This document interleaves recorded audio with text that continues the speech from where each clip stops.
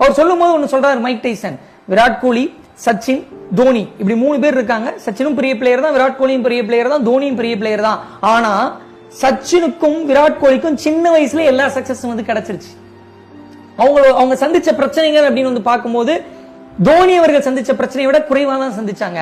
தோனி நிறைய பிரச்சனைகளையும் நிறைய அடிகளையும் நிறைய தோல்விகளையும் சின்ன வயசுல இருந்து அவர் அடைந்ததன் காரணமாக தான் வந்து பாத்தீங்கன்னா இவங்க 2 பேரை விட, தோனி சச்சினை விட விராட் கோலியை விட பிரச்சனைகளை தீர்க்கக்கூடிய தன்மை, ஒரு பிரில்லியன்ட் கேப்டன்சி வந்து பாத்தீங்கன்னா இவங்க 2 பேரை விட தோனி கிட்ட வந்து அதிகமா இருந்தது அப்படின்னு வந்து சொல்றாரு.